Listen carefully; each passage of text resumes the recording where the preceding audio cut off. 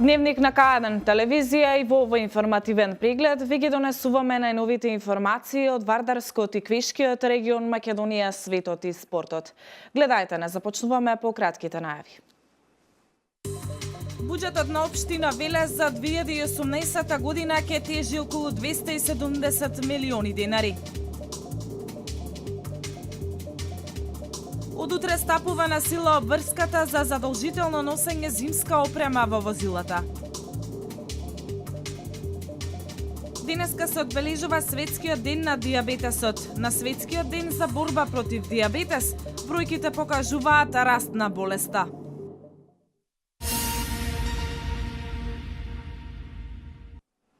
Шест амандмани до Советот на општина Велес денеска достави градоначалникот Аце Коцевски како резултат на јавната расправа за нацрт документите кои се одржа вчера вечер во општината. На истата Коцевски информираше дека буџетот за 2018 година ќе биде околу 270 милиони денари. За 2018 година општина Велес креирала реален буџет. Ова е став на градоначалникот Коцевски, кој вчера вечер на јавната расправа по нацрт документите на општината рече дека општинската каса ќе тежи околу 270 милиони денари.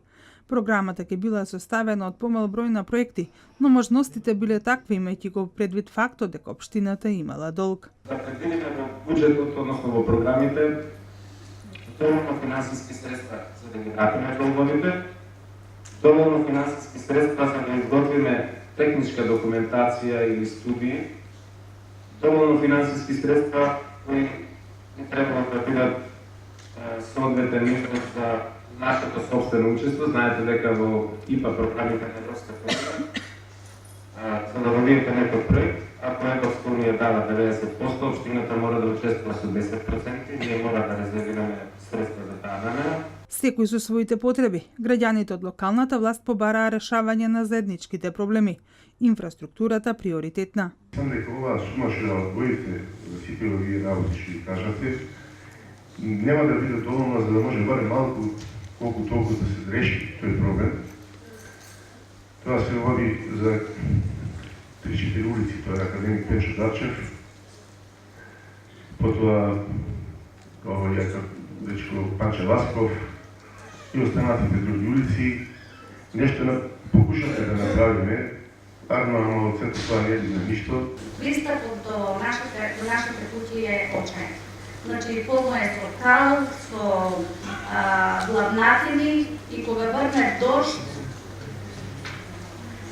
посебно е невозможно да се помине. За 10 метра се работи да се асфалтира. Кај што треба да се поврзат две улици, значи истото да е Никола Карев од пред и од позади. Посочувајќи ги проектите кои наредната година општината планира да ги реализира, Коцевски обелодени дека зградата на некогашното кино 11 октомври ќе прерасне дел во библиотека, дел во катна гража. Кружен тик ќе се гради кај круг и доколку се покаже како добро сообраќајно решение, кај Панини нема да има градба. Она што е значајно за општината Великоцевски е обезбедување на средства за изработка на студија за касификација на Велес.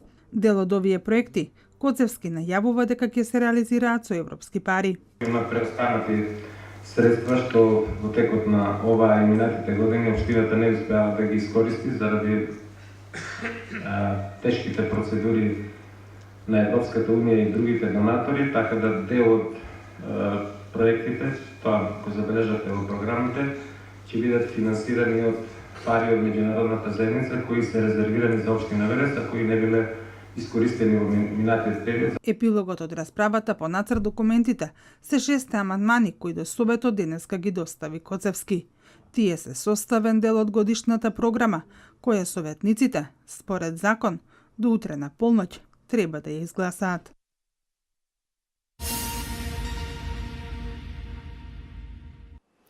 Општинската организација на СДСМ Кавадарци очекуваат новоизбраниот председател Ристо Сакалиев да биде мост помеѓу градоначалникот Митко Јанчев и мнозинството во Советот предводено од СДСМ. Во интерес на граѓаните на Кавадарци и напредокот на градот од СДСМ се надеваат дека ќе има соработка помеѓу Советот и градоначалникот. Општинската организација на СДСМ Кавадарци денеска преку соопштение се изјасна дека по вчерашната конститутивна седница, каде за председател на Совет беше избран Ристо Сакалиев, тие очекуваат дека новоизбраниот председател ќе биде мост помеѓу градоначалникот Митко Јанчев и мнозинството во Советот предводено од СДСМ. Во интерес на граѓаните на Кавадарци и напредокот на градот, од СДСМ се надеваат дека ќе има соработка помеѓу Советот и градоначалникот. Мнозинството во Советот предводено од СДСМ ќе се залага да проектите кои беа дел од програмата на СДСМ за Кавадарци бидат реализирани се во насока на подобрување на животот на сите граѓани на Кавадарци. Новото мнозинство во Советот ќе работи во интерес на сите граѓани и ќе покаже дека потребите на кавадарчани секогаш ќе бидат во преден план и дека Кавадарци може да стане отворена, модерна и европска општина, општина за сите, стои во соопштението испратено од Општинската организација на СДСМ Кавадарци.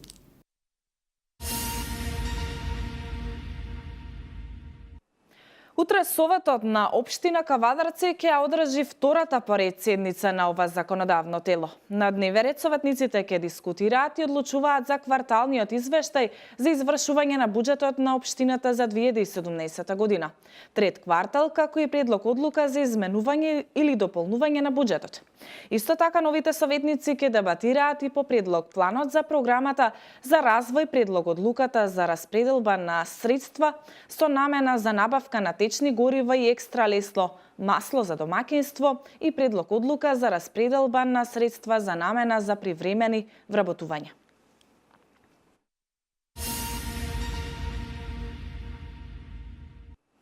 Продолжуваме понатаму со хроника. Во текот на минатите 2 седмици се откриени повеќе обиди за криумчарење на разна стока, при што привремено се задржани резервни делови за трактори и камиони, цигари, текстилни материјали, обувки, лед рефлектори и фалсификати, информираат од Царинската управа на Република Македонија. Од Царинската управа на Република Македонија информираат дека во текот на минатите 2 недели се откриени повеќе обиди за криумчарење на разна стока, при што привремено се задржани резервни делови за трактори и камиони, цигари, текстилни материјали, обувки, лед рефлектори и фалсификати. Задржани се 96 штеки цигари со македонски акцизни маркички, а во друг случај откриени се 12 штеки цигари без акцизни маркички, откриени при контрола на грчки пикап управуван од грчки државјанин, пријавен за излез од државата на граничниот премин Богородица. Непријавените цигари се привремено задржани, а против собственикот ќе биде поднесено барање за поведување прекршачна постапка. Царинската управа открила и 96 резервни делови за трактори, откриени при контрола на бугарски автомобил управуван од македонски државјанин, пријавен за влез во државата на граничниот премин Табановце. Потоа, откриени се 23 резервни делови за товарни возила, филтри за воздух, масло, нафта и клима, воден филтер, капак за резервоар, плочки за кочници, калници, држачи за калници и друго. И 40 литри моторно масло откриени при контрола на бугарски влекач управуван од македонски државјанин, пријавен за влез во државата на граничниот премин Деве Бајр. Во друг случај откриени се вкупно 22 резервни делови за товарни возила, електромотори за парно грејење, клипови и вратило за компресор, хилзни и држачи за клипови и пумпи за гориво, откриени при контрола на македонски камион управуван од македонски државјанин, пријавен за влез во државата на граничниот премин Дојран. Царинската управа открила и 78 килограми ткаинини, откриени при контрола на бугарски автомобил управуван од македонски државјанин, пријавен за влез во државата на граничниот премин Богородица. Како и 48 пара женски обувки откриени при контрола на стока вратена од странство, заради поправка пријавена за привремен увоз во царинската испостава Штип. Запленети си 85 LED рефлектори и 11 трансформатори, откриени од страна на мобилните царински тимови при контрола на турски автобус, кој сообраќал на вовредна линија Истанбул-Гостивер, управуван од македонски државјанин, пријавен за влез во државата на граничниот премин Богородица. Царинските тимови исто така заплениле дури 7480 парчиња ознаки за возила со лого на заштитени трговски марки, откриени од страна на мобилните царински тимови при контрола на македонски камион натоварен со стока со потекло од Турција, наменета за увозник од Косово, пријавен за влез во државата на граничниот премин Богородица. А пазарната вредност на производите е проценета на над 1 милион динари, доколку би се продавале како оригинали.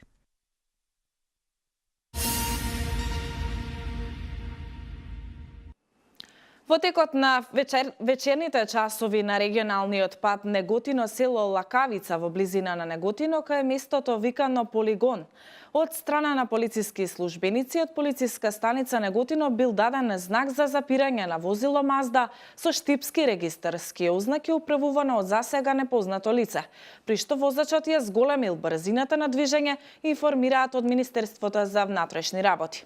По поминати околу 8 километри возачот го запрел возилото и избегал со трчање. Во возилото биле пронајдени 9 лица мигранти, државјани на Пакистан. По консултација со јавен обвинител, 2 од лицата мигранти ќе бидат задржани во прифатниот центар за странци Скопје, а останатите ќе бидат вратени во Република Грција.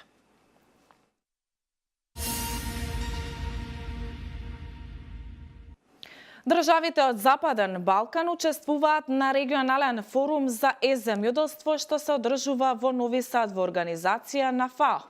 На овој форум ќе се разговара за тоа како со примената на информатички и комуникацијски технологии можат земјоделството и производството на храна да бидат поефективни и побезбедни. Представници од Македонија, Србија, Црна Гора, Албанија и Босна и Херцеговина учествуваат на регионалниот форум за земјоделство што се одржува во Нови Сад во организација на ФАО. Темата на тридневниот форум е примената на информатички и комуникацијски технологии, земјоделството и производството на храна да бидат поефективни, побезбедни, еколошки здрави и поприфатливи за земјоделците. Според Невена Александрова Стефанова, службеник од ФАО за земјоделски иновации, системи и размена на знаења, земјоделците можат добро да ги искористат информатичките и комуникацијските технологии во планирањето, производството и маркетингот на нивните производи. Таа додава дека придобивките од технологијата не доаѓаат сами по себе, туку се потребни соодветни политички, инфраструктура и регулативи со цел сите да имаат еднаква корист и никој да не биде изоставен. Од ФАО ги поттикнуваат државите да развијат стратегии за земјоделство, како и патока за имплементација. Ова како пилот проект веќе е спроведено во регионите на Азија и Пацификот, како и во Албанија, каде што беше развиен едношалтарски систем во рамки на проектот на ФАО. Земјоделството подразбира дизајнирање, развивање и примена на иновативни начини за користење на информатички и комуникацијски технологии во руралниот домен.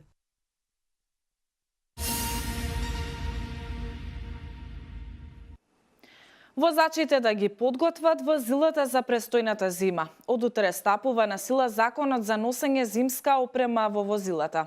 Доколку не се почитуваат правилата, истиот предвидува глоба од 45 евра во денарска противвредност или 25 негативни бода. Од утре стапува на сила обврската за задолжително носење зимска опрема во моторните возила и мобилните машини кога учествуваат во сообраќај на пат. Тие треба да ја поседуваат пропишаната зимска опрема. Оваа обврска ќе трае до 15 март, подсетува Министерството за внатрешни работи. Се подразбира зимски пневматици на сите тркала, со минимална длабочина на шарите на слојот што гази по обем и широчина од 4 мм, зимски пневматици на сите тркала со минимална длабочина на шарите на слојот што гази по обем и широчина од 6 мм. Според правилата не се поставуваат пневматици со клинци. Доколку возачите не ги почитуваат правилата, предвидена е глоба во износ од 45 евра во денарска противвредност, односно ќе му се регистрираат 25 негативни бодови, согласно одредбите од Законот за безбедност на сообраќајот и патиштата.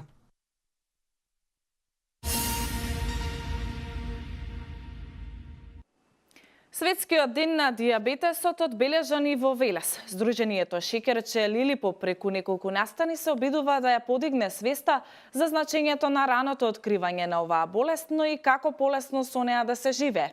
Во Македонија околу 190.000 луѓе имаат дијабетес, од кои 40.000 се на инсулинска терапија, а останатите 150.000 се на таблетарна терапија.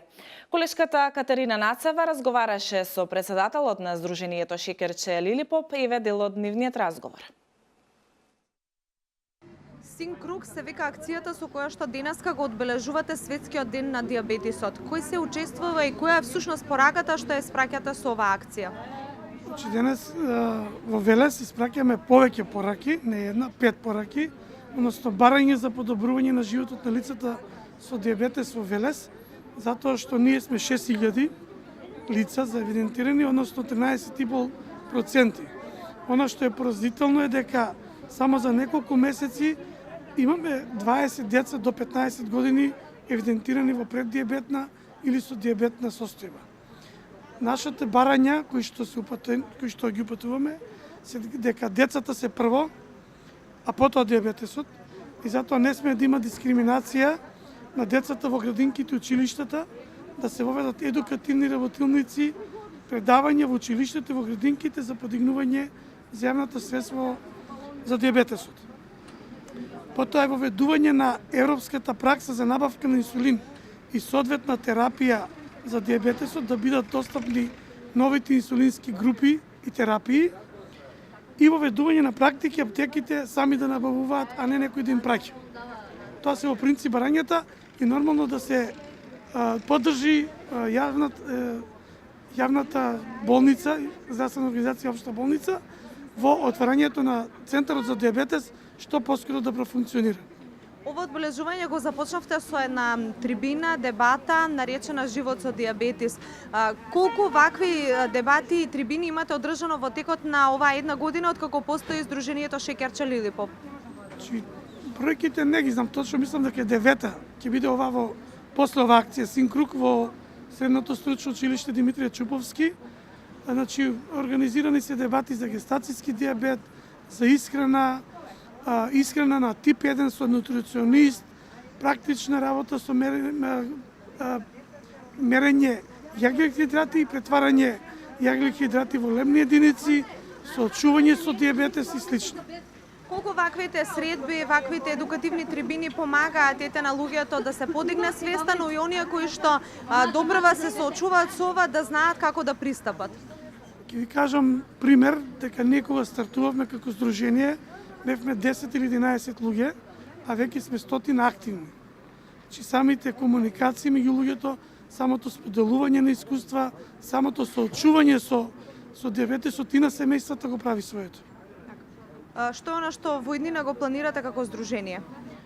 Значи прво сега да држиме предавањето спрема младите, превенција од дијабет, односно да знаат за нивната дебелина, поголеми физички активности, помалку пијалоци кои што се енергетски и така натака.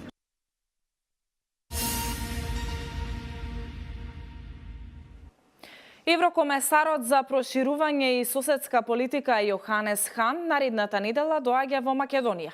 Посетата на Скопје тој ја најави на Твитер по средбите во Брисел со вице-премиерот задолжен за европски прашања Бујар Османи и со шефот на дипломатијата Никола Димитров.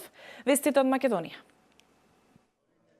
Председателот на владата на Република Македонија Зоран Заев при официјална посета на Република Словенија оствари средба со представници на стопанските комори на Република Словенија, како и со представници на повеќе значајни компании од оваа земја, кои покажа интерес за можностите за инвестирање во Република Македонија. Владата на Република Македонија во делот на поддршката на странските инвестиции е подготвена да учествува во субвенционирањето на гринфилд и браунфилд инвестиции кои ќе отварат нови работни места. Ќе воспостават соработка со македонски компании за суровини, услуги и репроматеријали кои ќе бидат извезно ориентирани и кои ќе бидат еколошки чисти индустрии, истакна премиерот Заев. Представниците на бизнис заедницата на Република Словенија со одобрување ги примеа новите можности од планот за економски раст и покажа интерес за инвестиции инвестирање во металопреработувачката индустрија, во електронската, во сферата на енергетиката и автомобилската индустрија, посебно во делот на електричните возила, како и за можностите за развој на деловни активности во животната средина и фармацевската индустрија. Словеничките бизнисмени покажаа интереси за нови иницијативи во финансискиот и осигурителниот сектор.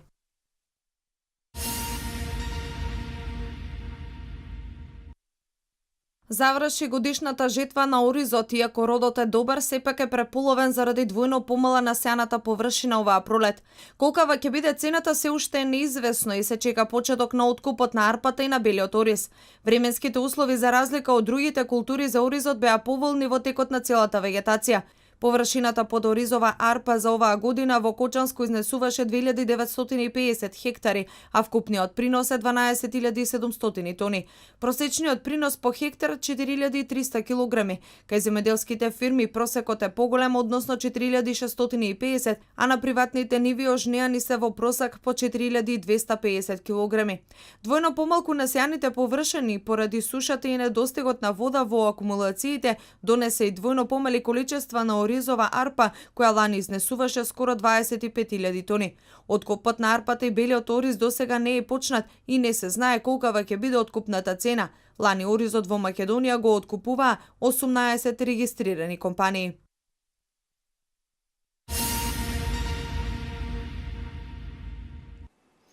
Најмалку 530 лица загина, околу 7500 се повредени во силниот земјотрес што го погоди западниот дел на Иран. Од земјотресот се засегнати 7 провинции, каде има материјални штети во 1650 градови и села. Целосно се разурнати 12.000 домови, а уште толку се оштетени. Илјадници иранци веќе втора ноќ поред спијат на отворено. Дел од евакуираните луѓе се сместени во кампови, но се жалат дека освен вода не добиле хуманитарна помош. Вестите од светот. Повик до сите држави да ги запрат конфликтите и да учествуваат во примирје за време на зимските олимписки игри во Јужна Кореја, бараат Обединетите нации. Генералното собрание веќе одобрило резолуцијата и ги повика сите земји членки да учествуваат во примирието, кое би требало да трае 7 дена пред почетокот на олимписките игри и исто толку по нивното официјално завршување. Ваквиот повик за Меѓународниот олимписки комитет е обид за создавање на услови за сите спортисти да се надпреваруваат во мир.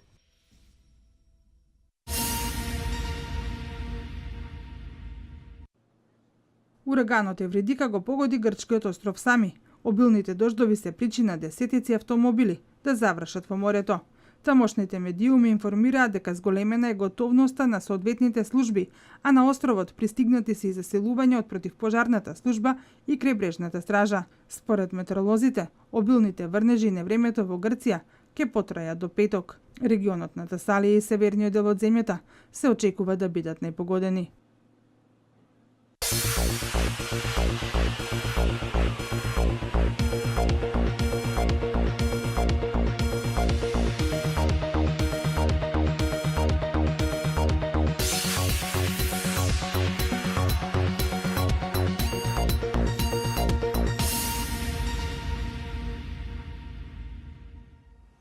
Во Македонија од утре до петок се очекуваат обилни врнежи од дожд, кои најинтензивни ќе бидат во јужните и западните делови, каде локално може да наврнат и до 70 литри на метар квадратен.